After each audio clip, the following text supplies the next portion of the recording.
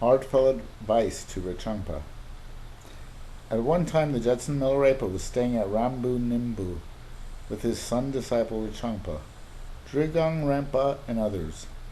One day, while Rechungpa and Drigong Rempa were having a long debate about the teachings of Naropa and Milarepa, the Jetson commented, "First listen to my song, then continue your discussion. My gracious Guru always sits upon my head. The realization is always in my mind. Oh, how can one describe this joyful feeling? Listen, you two, one Repa and one priest, who still linger in the realm of action. If you do not understand within, your noisy bark will but inflate your pride and egotism. Is not the clearance of misunderstandings within called the endless view, a yogi's glory, confirming reason and the scriptures? Is not Namdog dissolving in the Dharmakaya called spontaneous practice, a yogi's glory, confirming meditation principles? Is not self-purity of the six senses called the action of one taste, a yogi's glory, responding freely of times of change? Is not the experience of the bliss void called the fruition of the whispered lineage, a yogi's glory confirming with the four initiations? Is not the art of brightening snyata called the stages and bhumis of the path, a yogi's glory witnessing the signposts of the way? Is not the consummation of self-mind called the attainment of Buddhahood in one life, a yogi's glory confirming the four bodies? Is not the possessor of the pith instructions of reason in the scriptures called a guru with lineage, a yogi's glory, embodiment of love and compassion?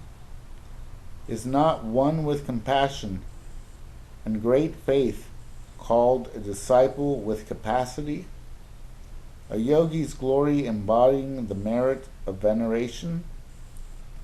One must observe the mind to gain a decisive view.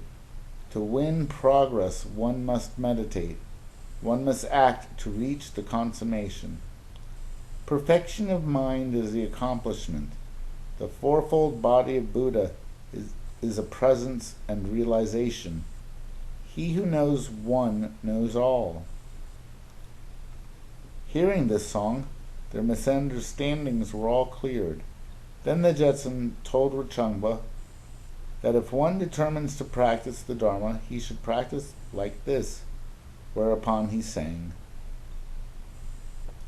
"Listen, my son, the illumination holder, to practice the Dharma you should know these things, that your Guru, who produces merit, the embodiment of all the Buddhas, is the Dharmakaya in itself. Rechungpa, are you thus convinced? You should know his instructions are superb, nectar-like antidotes, that cure the 5 poisonous desires. Rechungpa, are you thus convinced? His deeds and acts are those of the Nirmanakaya. Son, are you thus convinced? The mind's ever-flowing thoughts are void, intrinsically groundless. They seem to rise, and yet they never exist. In unwavering mindfulness, you should have a firm belief. Rechungpa, are you thus convinced? The pleasure that heavenly beings love are subject to change and transience. Firmly believe that in samsara, true happiness can never be found. Rechungpa, are you thus convinced? All things with form are momentary and fleeting, like flowing water and incense smoke, like lightning in the sky. Know that leisure in this life is rare. Rechungpa, are you thus convinced? That all on earth will die is certain. There is no escape. for beyond death strive. Rechungpa, are you thus convinced? Hearing the song, all the Sun disciples gained further understanding. One day some patrons of Nainon arrived. They invited Rechungpa to accept hospitality to their village for a time, and the Jetson gave him permission to sojourn there for a fortnight. Other Repas also went to the village for alms. In the meantime, Se, Kuju, and other patrons from Drin came to visit Milarepa. When they saw him sitting there with his penis freely exposed, they were shamed and horrified, and feared to go near him.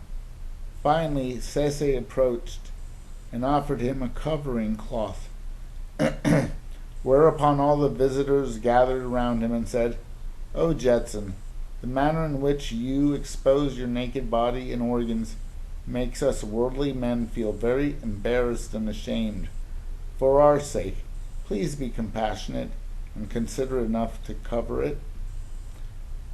When he heard the request, Milarepa suddenly stood up naked and sang, "Through wandering long in many places, I have forgotten my native land. Staying home with my holy Jetson, I have forgotten all my kinsmen. Keeping for long the Buddha's teaching, I have forgotten worldly things. Staying for long in hermitages, I have forgotten all divisions. Through long watching of monkeys play, I have forgotten sheep and cattle. Long accustomed to a tinderbox, I have forgotten all about household chores. Long used to solitude without servant or master, I have forgotten courteous manners. Long accustomed to the carefree, I have forgotten worldly shame. Long accustomed to the mind coming and going,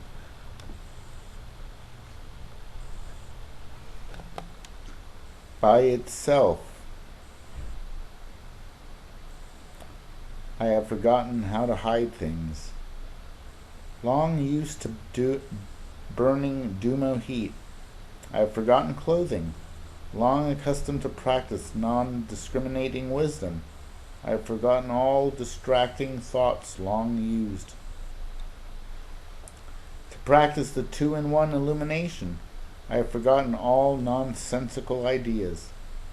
These 12 oblivions are the teachings of this yogi. Why, dear patrons, do you not also follow them? I have untied the knot of dualism. What need have I to follow your customs? To me, Bodhi is spontaneousness itself. The Dharma of you worldly people is too difficult to practice. Caring for nothing, I live the way I please.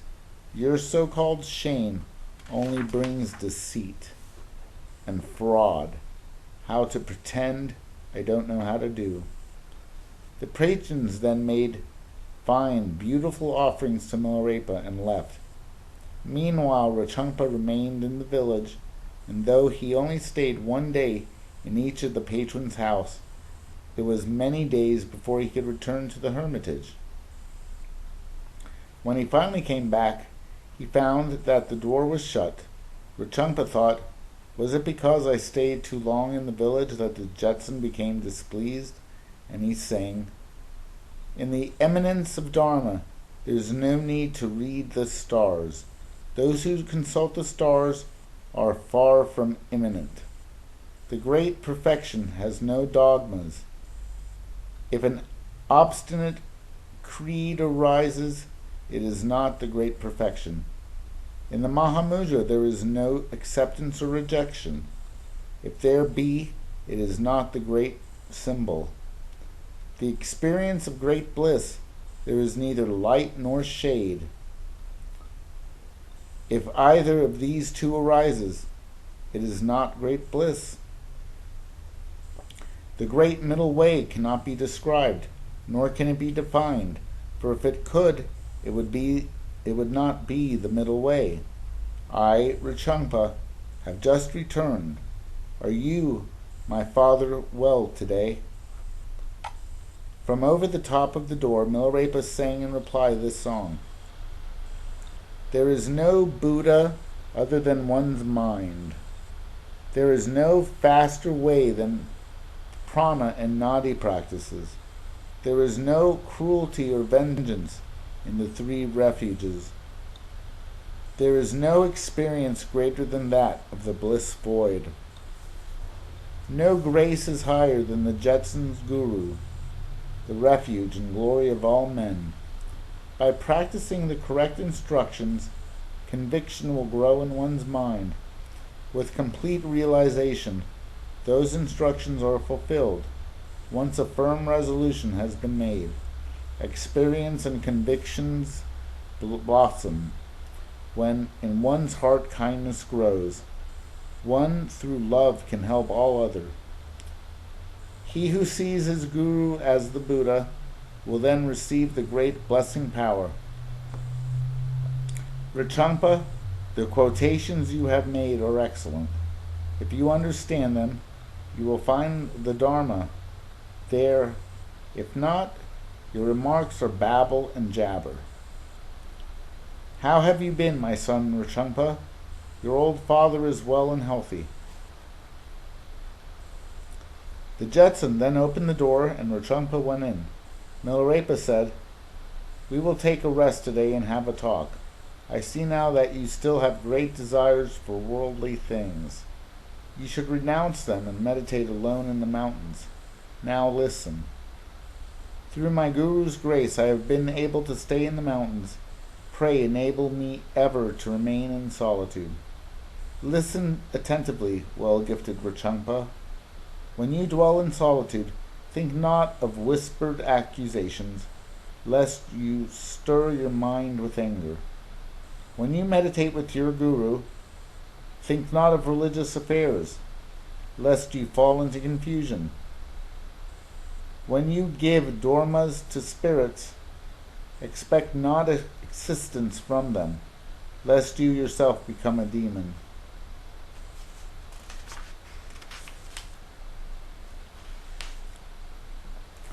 When engrossed in meditation, meet no friend or companion, lest they interfere with your devotions.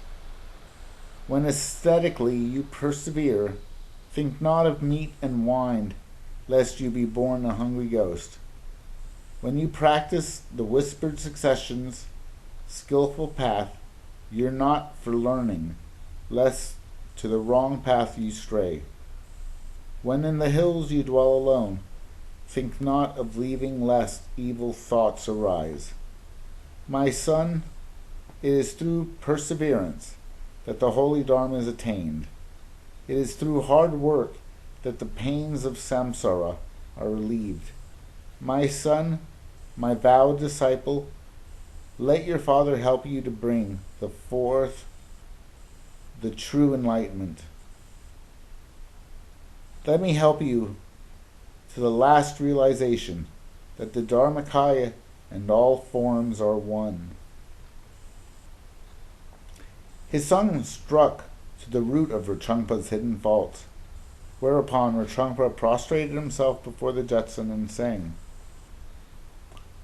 I have through your blessing the chance to practice Dharma.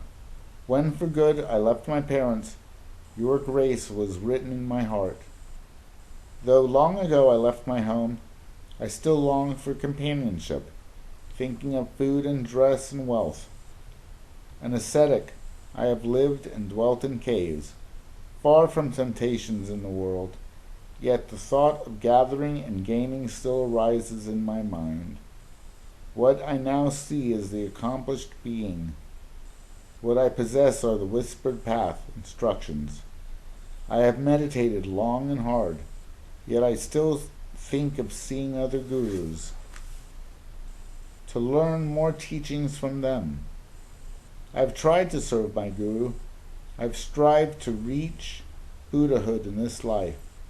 I have stayed in lonely places, yet I still think of doing this and that. My Jetson Guru, the immutable essence, Dorji Cheng, please help, bless, and convert your son. Milarepa then gave Rechungpa many verbal instructions, and as a result he made great progress. After this incident, the patrons of Nainon invited Milarepa and his son to dwell in the belly cave. This is the story of Ramdin Nampu.